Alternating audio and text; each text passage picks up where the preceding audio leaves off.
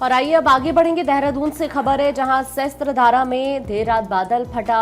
अभी आपको वहां से तस्वीरें भी हम दिखा रहे थे। सहस्त्रधारा में बादल फटने से बहुत ज्यादा नुकसान भी हो गया है। कई बड़े होटल्स और दुकानें क्षतिग्रस्त हो गए हैं। सहस्त्रधारा में मलबा हटाने का काम भी इस वक्त बहुत तेजी के साथ चल रहा है। मसूरी में मलबा आने से एक मजदूर की जान भी चली गई है। हालांकि कभी भी यहाँ पर लंबे वक्त से लोगों ने इतना ज्यादा पानी नहीं देखा, लेकिन इस बीच अचानक से बादल फटने की खबर सामने आती है। ये प्रसिद्ध पर्यटन स्थल है सहस्त्रधारा, जहां पर बादल फटने की वजह से ये तबाही मची है। भारी बारिश की वजह से रात में बादल फटा और उसी के बाद की दो तस्वीरें इस वक्त हम आपको यहां पर दिखा रहे हैं। जिला प्रशासन ने तुरंत यहां पर राहत बचाव अभियान शुरू किया, लोगों को सुरक्षित स्थानों पर पहुंचाया। हालांकि ये भी बताया जा रहा है कि 2 लोग लापता हैं जिनकी तलाश की जा रही है और एक मजदूर के जान जाने की खबर भी है। जैसे ही घटना की जानकारी मिली, जिलाधिकारी मौके पर पहुंचते हैं, कमान संभालते हैं। पंकज इस वक्त हमारे सहयोगी हमारे साथ जुड़ रहे हैं ज्यादा जानकारी के लिए। पंकज, अभी की क्या स्थिति है वहां पर? देखिए, अभी जिला प्रशासन की सभी टीम भी मौके पर पहुंच गई हैं और वहां पर राहत बचाव कार्य चल रहा है, क्योंकि देहरादून एक जगह नहीं बल्कि कई जगह फ्लड आया है और कई जगह दिक्कतें हुई। शायद संपर्क कट गया है, फिर से हम पंकज का रुख करेंगे, लेकिन उससे पहले ये दोनों तस्वीरें इस वक्त आपके सामने हैं। फिलहाल क्या हालात हैं ये तस्वीर में इस वक्त आप देख पा रहे हैं। कुछ देर पहले की ये तस्वीर, दूसरी तस्वीर आप देख रहे हैं। अभी भी लगातार यहाँ पर बारिश हो रही है। पहली तस्वीर देर रात की है जब हादसा ये यहाँ पर होता है और बादल फट जाता है। SDRF, NDRF और लोक निर्माण विभाग की तरफ से JCB और कुछ अन्य मशीन्स के साथ साथ यहाँ पर फिलहाल तेजी के साथ अभियान चलाया जा रहा है और जिला प्रशासन आपदा के मद्देनजर अलर्ट मोड में भी है। देहरादून में बादल फटने के बाद ऋषिकेश में आज सुबह से ही चंद्रभागा नदी भी उफान पर है। पंकज का एक बार फिर से रुक कर लेते हैं। पंकज, क्या स्थिति अभी? देखिए, जिला प्रशासन की टीम मौके पर पहुंच गई है, DM भी मौके पर पहुंचे हैं। मुख्यमंत्री पुष्कर सिंह धामी अभी मालदेवता की साइड रवाना हो रहे हैं, कुछ देर में वहां के हालातों का जायजा लेंगे। इसके अलावा अगर हम बात करें तो देहरादून में एक जगह नहीं, कम से कम 4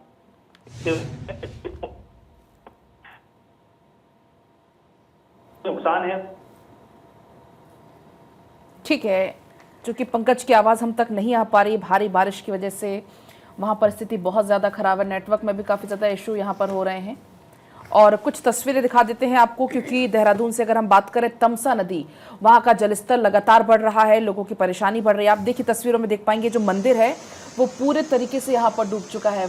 माता वैष्णो देवी का ये मंदिर है और तमाम जो यहाँ पर भगवान की मूर्तियाँ बनी हुई हैं वो पूरी तरीके से डूब चुकी हैं। देहरादून के तमसा नदी की ये तस्वीरें हैं। आज और कल भी यहाँ पर भारी बारिश को देखते हुए रेड अलर्ट जारी किया गया है मौसम विभाग की तरफ से। स्कूल कॉलेज भी एहतियातन बंद कर दिया गया है। प्रशासन लगातार लोगों से यही अपील कर रहा है कि ज़रूरत ना हो तो आप घर से बाहर ना निकलें। और इसी के साथ साथ नदियों का जलस्तर आप देखिए, ये रौद्र रूप।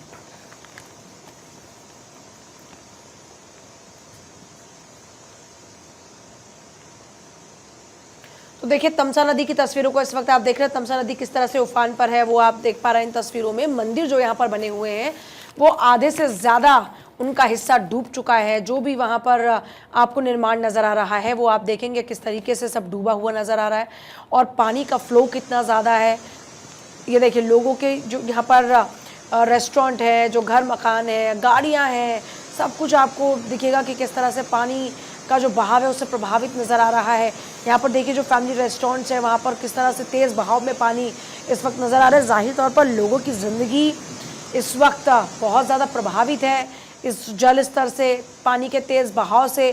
सहस्त्रधारा में बादल फटा वो तस्वीर आपने देखी और जैसा हमारे सहयोगी जिक्र कर रहे थे कि जो सहस्त्रधारा है उसका जो सीधे पानी है वो नीचे की तरफ आता है, तो ऐसे में जो यहाँ नदियाँ हैं वो उफान पर आ जाती हैं। तो वो तमसा नदी की तस्वीरों को आप देख रहे हैं जहाँ पर आप देखेंगे कैसे नदी में इस वक्त उफान है।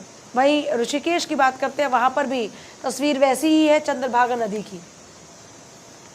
नदी ने एकदम विकराल रूप धारण करना शुरू किया और देखते ही देखते जो है पूरी हनुमान जी की मूर्ति भी लगभग डूब गई थी और पूरा जो टपकेश्वर महादेव मंदिर का जो परिसर है पूरा जलमग्न हो गया। और जो टपकेश्वर मंदिर के अंदर हमारे जो पुजारी गण हैं, जो संत गण हैं, वो लोग बमुश्किल जो है ऊपर निकले और बजरंगबली की कृपा से, भोलेनाथ की कृपा से, शंकर भगवान की कृपा से सभी सुरक्षित जो है बाहर निकले। और मुझे लगता है कि विगत 400-500 सालों में इस प्रकार का जो ये विकराल रूप है ये कभी सुनने में नहीं आया है। और लगभग 25-30 साल से तो हम ही देख रहे हैं, लगभग 30 साल से कभी जो है इसके आधा पानी भी नहीं आ पाया।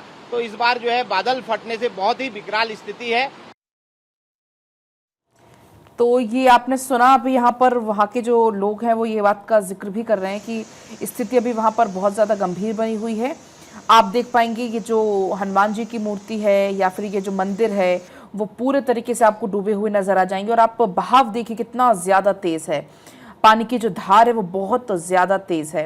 तमसा नदी का जलस्तर लगातार चूंकि बढ़ रहा है, जगह जगह जो ऊंचाई वाले इलाके हैं उत्तराखंड के वहाँ पर बादल फट रहे हैं। और ऐसे में वहाँ पर रहने वाले लोगों के लिए आप समझिए कितनी ज़्यादा चुनौती इस वक्त है, क्योंकि जो लोगों के घर है उन पर भी संकट मंडरा रहा है। किसी प्रकार की कोई अनहोनी ना हो ये उनको पल पल डर सता रहा है। क्योंकि इसके पहले भी हम उत्तराखंड से कुछ ऐसी बहुत ज़्यादा डराने वाली तस्वीरें देखी जब लोगों के पूरे के पूरे गाँव, पूरे के पूरे जो आशियाने हैं वो पानी में बह गए।